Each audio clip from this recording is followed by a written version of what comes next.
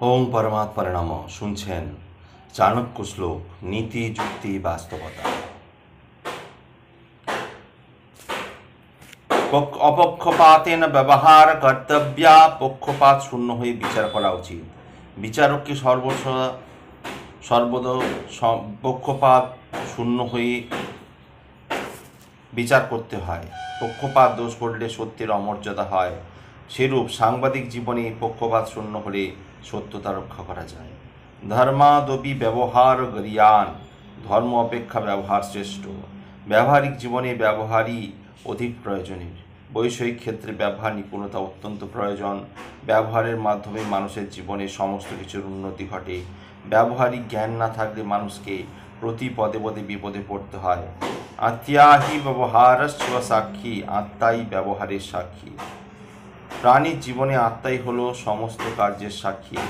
আত্মাই সুখ দুঃখের অনুভবকর্তা। নীতিশাস্ত্রে আত্মা হলো মন।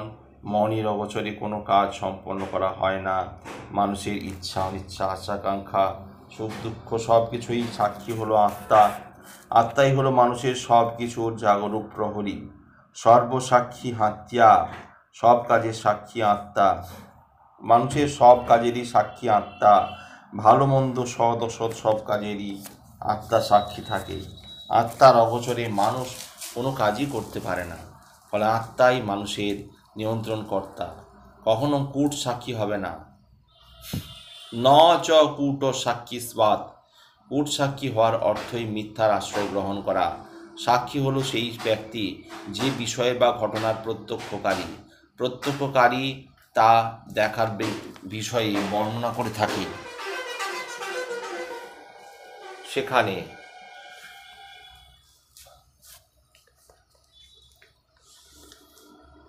কোনো মিথ্যা থাকে না, কিন্তু কূট স্বার্থে সম্পূর্ণটাই মিথ্যার উপর ভিত্তি করে থাকে। ফলে কখনো কূট সাক্ষী হওয়া উচিত নয়। কূট সাক্ষীণো নরকে পতন্তি। কূট সাক্ষীর নরকে পতন হয়। কূট সাক্ষী দানকারীর বক্তব্য মিথ্যার উপর নির্ভর। প্রকৃত বিষয়ের ওপর আলোকপাত কূট সাক্ষী দানকারী গ্রহণ করতে পারে না। ঐহিক জীবনে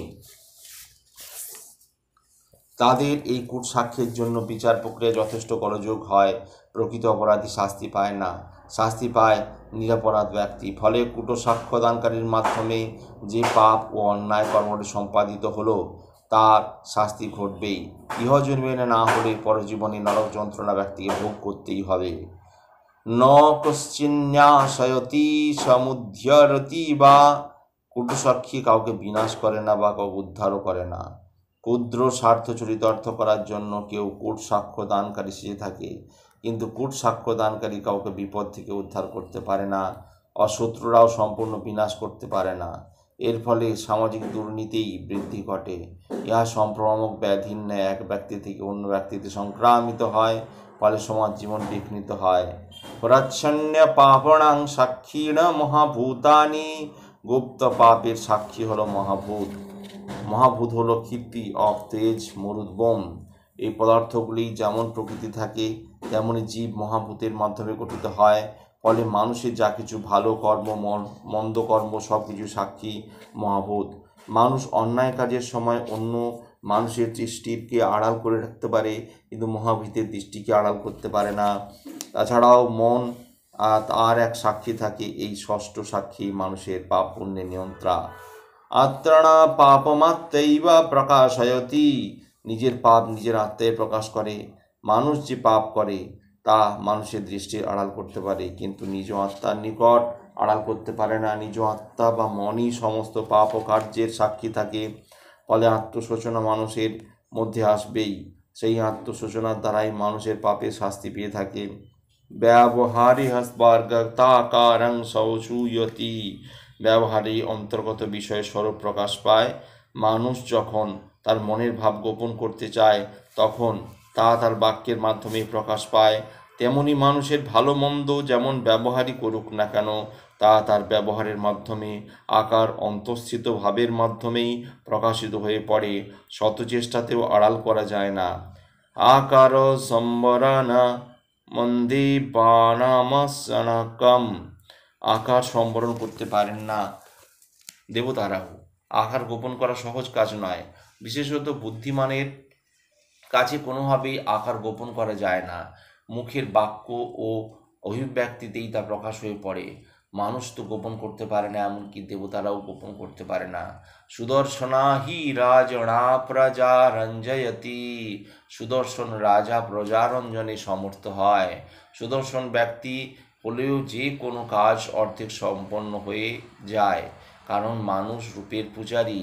ফলে রাজা সুদর্শন হলে এমনই প্রজারঞ্জন করতে পারেন। সেক্ষেত্রে রাজা যদি সুদর্শন, জ্ঞানী, বিচক্ষণ, সদ্গুণের আধার হন, প্রজাগণ তারপরে নিকট এমনি বশ হয়ে থাকে।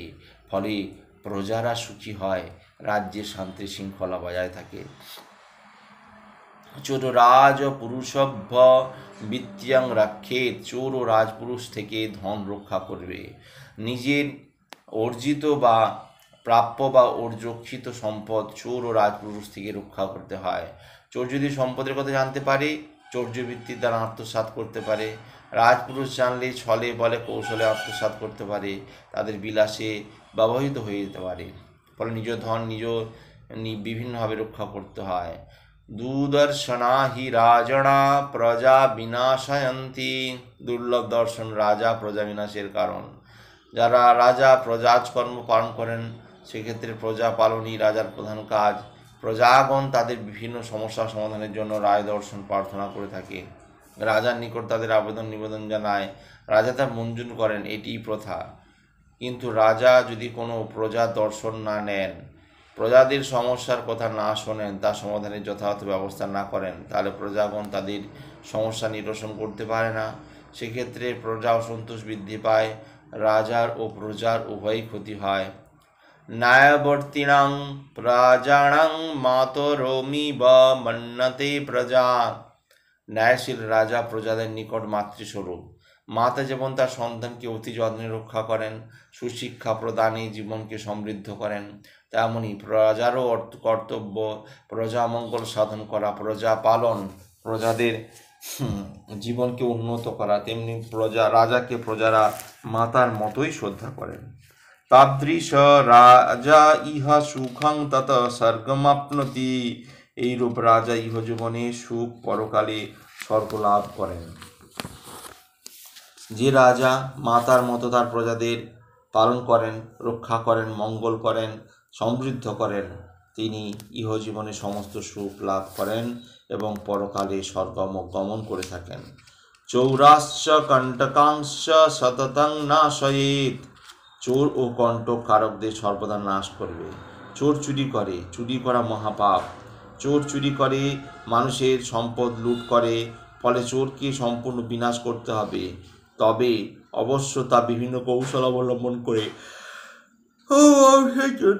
জীবনে কণ্টকের কারণ যে তাকে শত্রু বলা হয়। শত্রুকেও সম্পূর্ণভাবে বুদ্ধি বলে বিনাশ করতে হয়, তা না হলে তারা মানুষের জীবনকে ব্যতিব্যস্ত করে তোলে। স্বধর্মানুষ্ঠানাদেব সুখম ব্যাপ্যতে স্বর্গম বাপ্নতি। স্বধর্ম অনুষ্ঠানের মধ্যে সুখ ও স্বর্গ লাভ হয়। ধর্ম কথার অর্থ হলো ধারণ, অর্থাৎ যা মানুষের জীবনকে ন্যায় সততার পথে ধারণ করে তাই ধর্ম।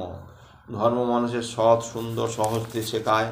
মানুষের জীবনে সুখ ও স্বর্গ দুটি প্রার্থিত। ইহজীবনের সুখ ও পরকালের স্বর্গ সবই কামনা করে। প্রকৃত ধার্মিক ব্যক্তি এই দুটি লাভ করতে পারে। অহিংসা লক্ষণা ধর্ম। অহিংসাই ধর্মের লক্ষণ। সত্য, অচৌর্য, অহিংসা, পবিত্রতা, ইন্দ্রিয় সংযম, পাঁচটি হলো ধর্মের সাধারণ লক্ষণ। এর মধ্যে অহিংসা বিশেষ গুরুত্বপূর্ণ। মানুষ অহিংস না হলে তার মনে বিস্তৃতি ঘটে না। প্রকৃত অহিংস ব্যক্তি কোনো শত্রু থাকে না। হিংস্র জন্তু ওই ব্যক্তির বশ্যতা মেনে নেয়, ফলে হিংস্রতা ত্যাগ করে। অহিংস থাকা প্রতিটি মানুষের কর্তব্য। শরীরিরমিব পরশীরিং মন্যতে সাধু। অন্যের শরীরকে নিজের শরীর জ্ঞান করেন সাধুজনেরা। মানুষ মাত্রেই সুখ দুঃখ। মহাপুরুষগণ মানুষের এই সুখ দুঃখকে নিজের সুখ দুঃখ বলে জ্ঞান করেন। সেজন্য তারা মানুষের দুঃখ লাঘবের জন্য বিভিন্ন মঙ্গলজনক ক্রিয়া করেন। এই সমজ্ঞান কখনো সাধারণ মানুষ হতে পারে না। সর্বত্র মান্যং ভ্রংশয়তি বালিশা। মান্য ব্যক্তির মানহানি ঘটায় মূর্খজন। জ্ঞানী ব্যক্তিদের সম্মান জ্ঞান যথেষ্ট। তারা যেমন নিজেদের সম্মান নষ্ট করেন না, তেমনি অন্য ব্যক্তিদেরও সম্মান নষ্ট করেন না। কিন্তু মূর্খ ব্যক্তির নিজের কোনো মান সম্মান জ্ঞান থাকে না, ফলে অন্যের মান সম্মান নষ্ট করতে তাদের কোনো কুণ্ঠা বোধ হয় না।